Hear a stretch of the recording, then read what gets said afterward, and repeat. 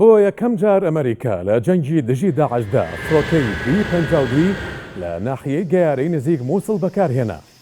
ئەم فڕۆکەی وەک ئێستا لە بەردەم ئێمەدا دەیبینن مەترسیداترین جۆری فڕۆکەی جەنگیە.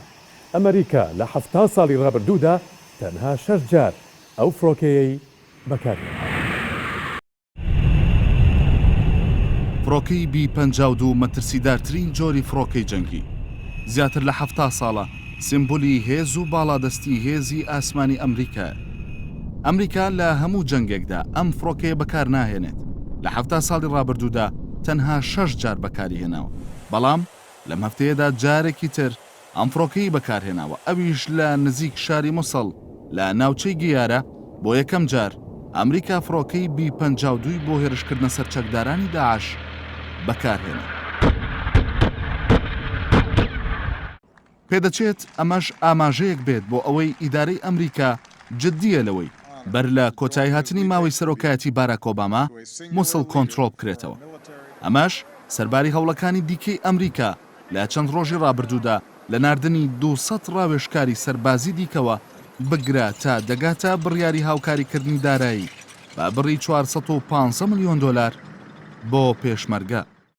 پێشتر سوپای ئەمریکا فڕۆکەی B-52 زیاتر لەو جەنگانەدا بەکارهێناوە کە ویستوێتی ئەنجامی جەنگەکە یەکلایی بکاتەوە. بەڵام سەرنجڕاکێش ئەوەیە لەو 6 جارەی کە پێشتر ئەو فڕۆکەیە بەکارهێنراوە 3 جاریان لە عێراق بووە. ئەم فڕۆکەیە بۆ یەکەم جار لە ساڵی 1964دا لە جەنگی ڤێتنام بەکارهێنراوە، کاتێک کە سوپای ئەمریکا لە دۆخێکی خراپدا بوو بەهۆی هێرشەیەک لە دوایەکەکانی سوپای بەرهەڵستکارانی ڤێتنامەوە.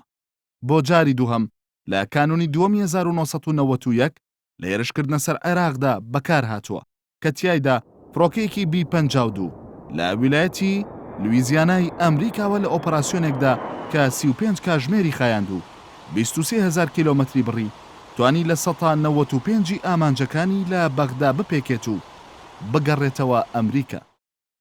جاری سێمیش هەر لە عێراق بەکار هاتووە. ڕۆژی 3 ئەیلولی 1996 بە دوو فڕۆکەی B-52 هێرشی کردە سەر عێراق و بە 13 موشکی کروس چەند ئامانجێکیان لە عێراقدا پێکا. ئەویش دوای ئەوە ڕوویدا کە سوپای عێراق لە 30 ئابدا هێرشی کردە سەر هەولێر. جاری چوارەمیش ئەمریکا لە ساڵی 1999 لە جەنگی سربیا و جاری پێنجەمیش لە ساڵی 2001 لە هێرشکردنە سەر ئەفغانستان و جاری شەشەمیش ساڵی 2003 لە هێرشکردنە سەر عێراق ئەو جۆرە فڕۆکەیەی بەکارهێناوە. فڕۆکەی B-52 بۆ یەکەم جار لە ساڵی 1952دا دروست کراوە. لە ساڵی 1955ەوە سوپای ئەمریکا بە فەرمی ئەو فڕۆکەی بەکارهێناوە و بڕیارە تا ساڵی 2044یش بەردەوام بێت لە بەکارهێنانی. تا ئێستا جگە لە ئەمریکا هیچ وڵاتێکی تر لەم جۆرە فڕۆکەیەی نییە. سوپای ئەمریکا بەپێی ئامارەکانی ساڵی 2012 80 فڕۆکەی لە جۆری B-52 هەیە. خێرایی ئەم فڕۆکەیە 1080 کیلۆمەترە لە کاتژمێرێکدا و دەشتوانێت بە بەرزی 15 کیلۆمەتر لە ئاسماندا بفڕێت.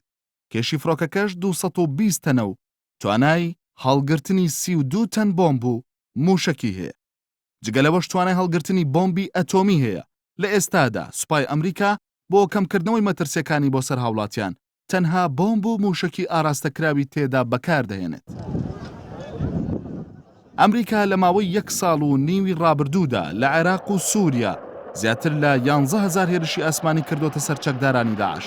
بەڵام ئەم جارەیان بە بەکارهێنانی فڕۆکەی B-52 پێدەچێت زیاتر لە هەر کاتێکی دیکە چەکدارانی داعش بکەونە ژێر فشاری هێرشە ئاسمانەکانی ئەمریکا و هاوپەیمانانە.